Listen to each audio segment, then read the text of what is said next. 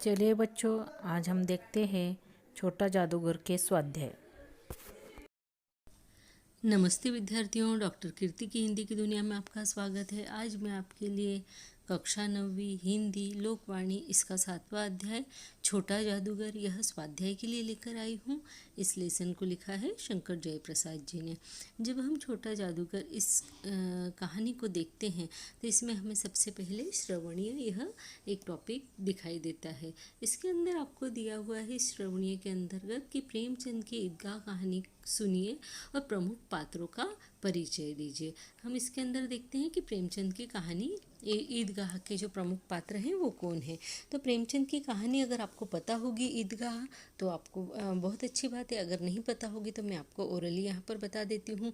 इसके अलावा मेरा ईदगाह करके जो है मैंने एक वीडियो भी बनाया हुआ है, तो आप डॉक्टर कीर्ति हिंदी की दुनिया इस चैनल पर जाकर मेरे उस वीडियो को भी देख सकते हैं। वहाँ आपको ईदगाह की पूरी कहानी वगैरह सब मिल जाएगा। अभी मैं एक छोटे से एकदम शॉर्ट में आपको बता देती हूँ कि जो ईदगाह कहानी है यह मुंशी प्रेमचंद जी द्वारा लिखी हुई है और इसके मुख्य कैरेक्टर है हामिद और अमीना। हामिद जो है बचपन में ही उसके माता पिता गुजर जाते हैं और अमीना उसकी दादी बताई हुई है, वो बहुत बूढ़ी है।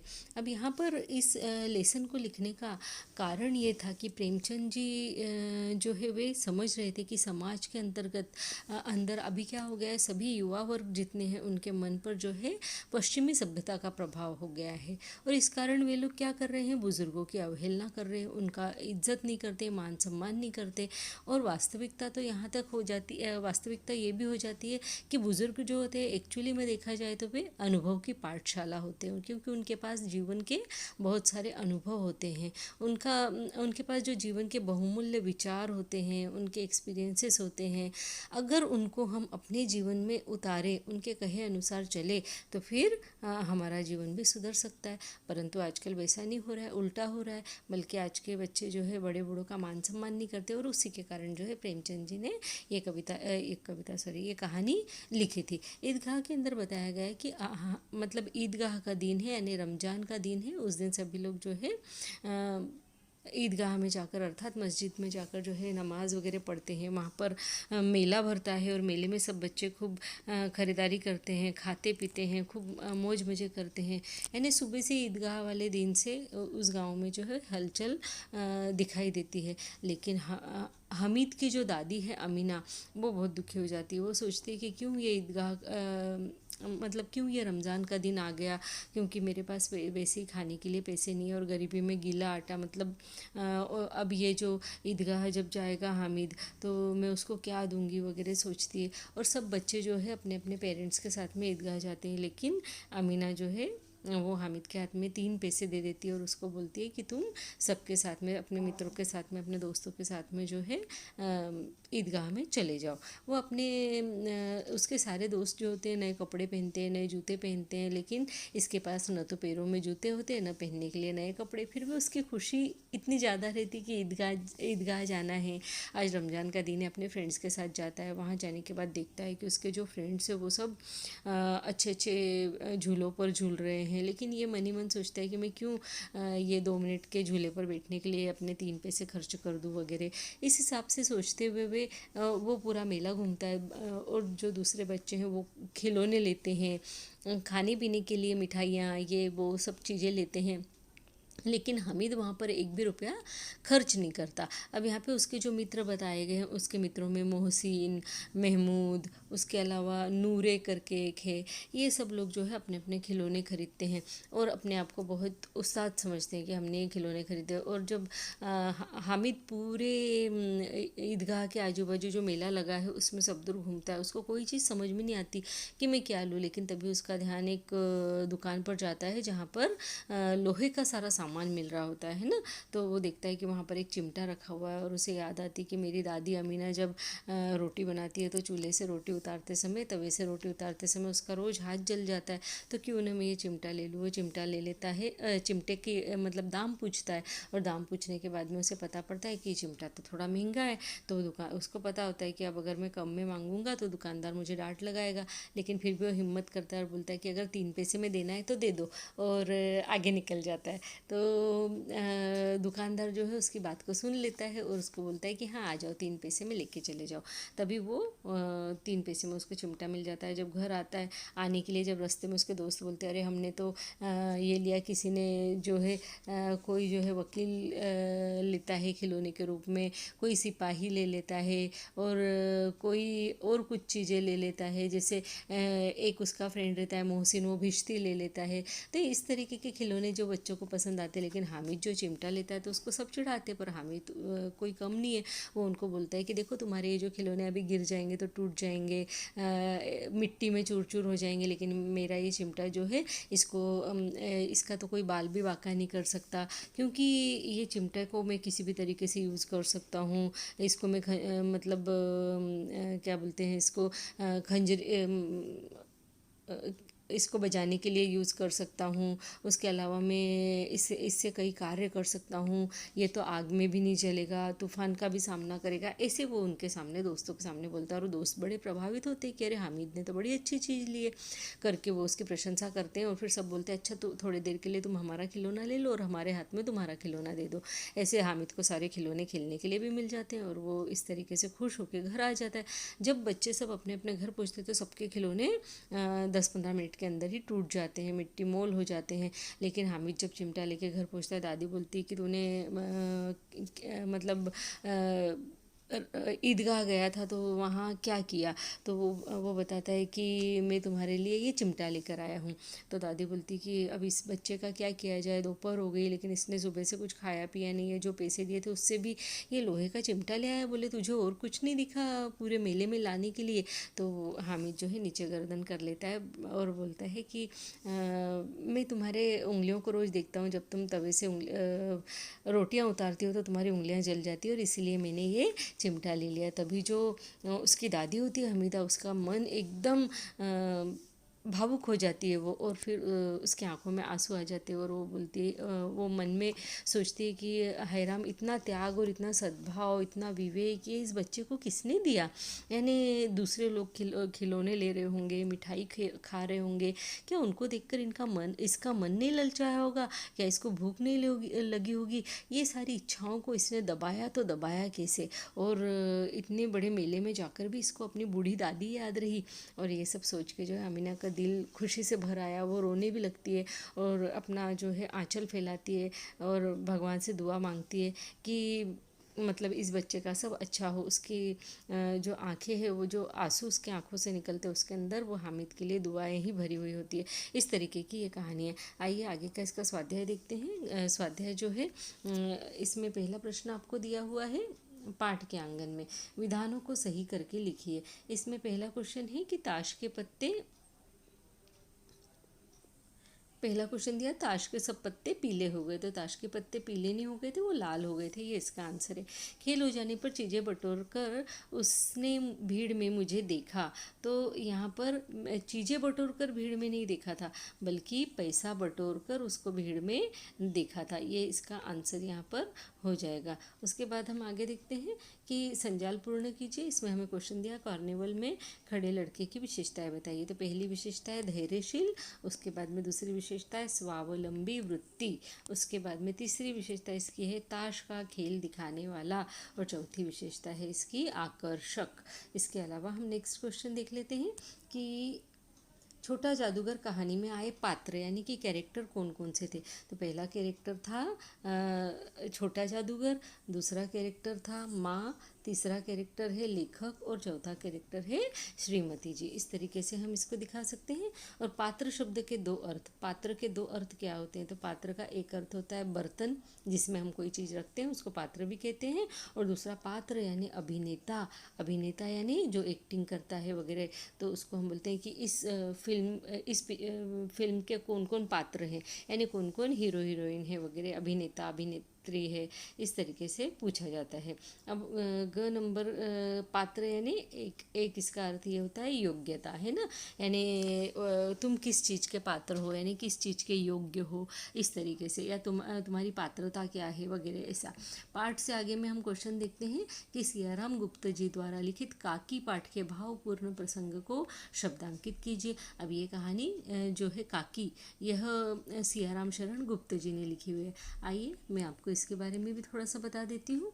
इसके अंदर सियाराम गुप्त जी ने जो लिखी है काकी कहानी, इसकी शुरुआत इस तरीके से होती है कि काकी कहानी की शुरुआत काकी के देहांत से होती है, यानी जैसी स्टोरी शुरू होती है उसमें बताया गया है कि काकी जो है उनका देहांत हो गया है और जो घर में मातम का माहौल है, बच्चा भी जो है रो रहा है माँ को देख के, और सभी लोग जो है जोर जोर से आवाज़ करके रो रहे हैं। इस कहानी में बाल मनोविज्ञान का प्रभावी चित्रण किया गया है। यहाँ पे जो मुख्य बात है वो यही है कि इस कहानी में जो है बाल मनोविज्ञान का प्रभावी चित्रण किया गया है। आगे हम देखते हैं कि जो कैरेक्टर इसमें मुख्य है वो है शामू, और शामू की माँ जो है वो अपनी माँ को काकी बोलता है। तो शामू अपनी माँ को बचपन में ही खो देता है, यानी उसकी माँ की मृत्यु हो जाती है, जो कि पहला ही सीन है। लोग उसे यह कहकर बहला देते हैं कि उसकी माँ मामा के घर गई है और कुछ दिनों में आ जाएगी, लेकिन उसे आसपास के लड़कों से पता चलता है कि उसकी माँ भगवान के घर गई है। वह बेचैन होकर आसमान की ओर तकता रहता है, यानी आसमान की ओर देखता रहता है। तकना यानी देखना, है ना। तभी अचानक उसे ध्यान आता है, यानी एक आइडिया आता है उसके दिमाग में। वह दौड़कर घर जाता है और पिता से पतंग खरीदने के लिए पैसे मांगता है, पर पिता के द्वारा मना करने पर वह उनके कोट की जेब से एक चवन्नी चुरा लेता है और उसके दोस्त भोला के साथ मिलकर एक पतंग को आसमान में काकी के पास भेजना चाहता है। यानी उसको लगता है कि मैं पतंग ये उड़ाऊंगा, आसमान तक पहुंचेगी और मेरी माँ जो है काकी जो है वो इसको देख लेगी, और उसके ऊपर वो काकी ऐसा लिखता भी है उस पतंग के ऊपर, ताकि काकी उस पतंग पे काकी लिखा हुआ देखकर उसी पे बैठ जाए और फिर वो उसे लेकर आ जाए। पर भोला कहता है कि पतली डोर को पकड़कर काकी कैसे उतरेंगी, और भोला कहता है कि ठीक है। तब जब वो भोला बोलता है कि कैसे उतरेंगी इस पतली सी डोर को पकड़कर, तो उस समय शामू बोलता है कि ठीक है ना। यहाँ पे भोला की जगह आप यहाँ पे क्या लिख लेना, शामू, है ना। क्या लिखोगे यहाँ पे, शामू।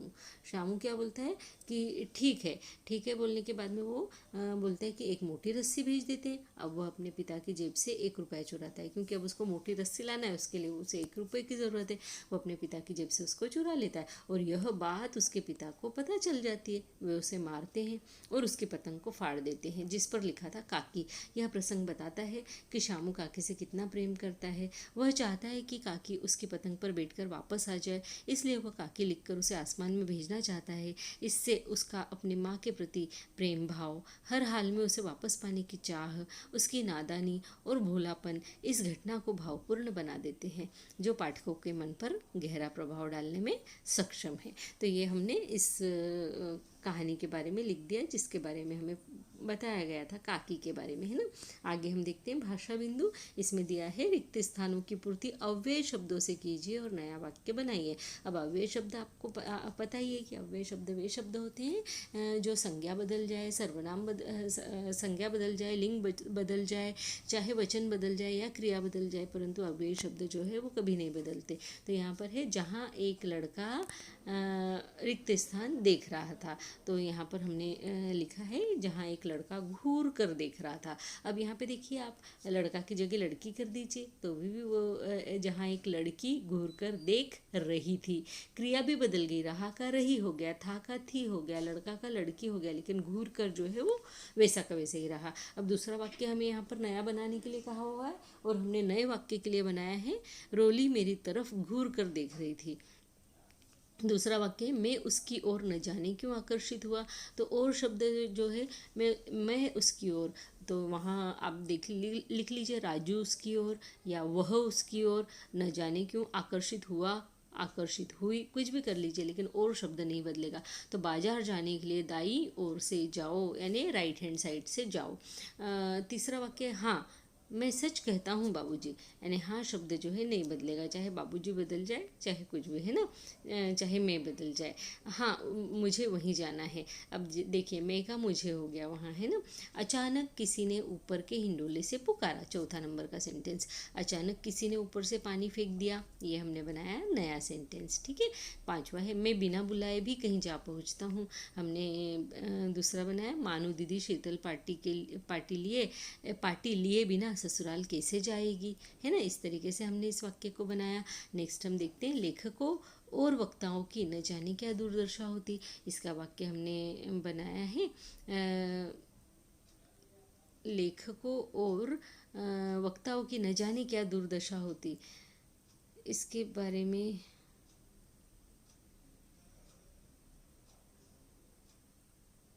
राजू और श्याम साथ में स्कूल गए। उसके बाद में हमने बनाया, अरे क्या बात, तो हमने नया सेंटेंस बनाया, अरे तुम यहाँ कैसे। वह बाजार गया क्योंकि उसे किताब खरीदनी थी, हमने बनाया नया वाक्य, वह पढ़ रहा है क्योंकि कल परीक्षा है।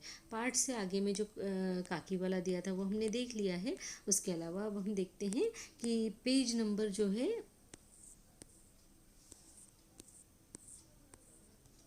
पेज नंबर 20 पर आपको ये क्वेश्चन दिया हुआ है आसपास, और इसमें दिया है अपने विद्यालय की किसी समारोह का सूत्र संचालन कीजिए। सूत्र संचालन यानी क्या, तो आप जब कोई प्रोग्राम होता है तो उसके लिए जो सामने खड़ा होकर उस कार्यक्रम का संचालन करता है, अनाउंसमेंट करता है, उसको हम सूत्र संचालक बोलते हैं। तो हमने यहाँ पर हिंदी दिवस का सूत्र संचालन लिखा हुआ है। तो हिंदी दिवस अगर है स्कूल में और उसके सूत्र संचालन में आपका सिलेक्शन हुआ है कि आप इसका सूत्र संचालन कीजिए, तो उसमें हम कैसे लिखेंगे, देखिए, मैं भारतेंदु हरिश्चंद्र द्वारा लिखित इन पंक्तियों से हिंदी दिवस के कार्यक्रम को शुरू करना चाहूँगी। लाइनें इस तरीके से, पंक्तियाँ, निज भाषा उन्नति है सब उन्नति को मूल, बिन निज भाषा ज्ञान के मिटत नहीं है को सूल। अब यहाँ पे आपको बताइए, ये आपकी पाठ्यपुस्तक की कविता से यानी ली हुई ये दो पंक्तियाँ हैं। निज भाषा उसका नाम है, और यहाँ पे आप इसका अर्थ भी बता सकते हैं। आगे हम लिखेंगे, आगे हम बोल सकते हैं, सूत्र संचालक जो है वो बोल सकता है, हिंदी हमारी राजभाषा है और इसी का सम्मान करने और प्रचार प्रसार करने के उद्देश्य से हम हर वर्ष 14 सितंबर को हिंदी दिवस मनाते हैं।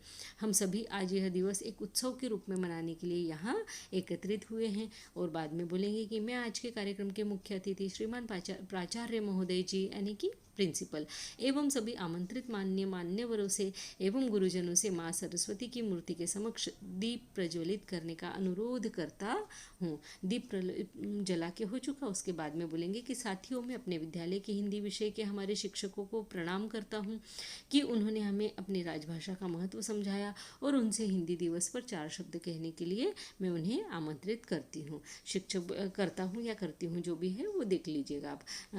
5वां पॉइंट देखते हैं हम लोग। शिक्षक आते हैं, अपना भाषण देते हैं और समाप्त हो जाता है, तब फिर बोलते हैं कि बहुत सुंदर, अद्भुत। मैं सभी दर्शकों से अनुरोध करती हूँ कि हमारे गुरुवर के लिए अर्थात हमारे शिक्षक के लिए तालियां बजाकर उनको धन्यवाद कहें।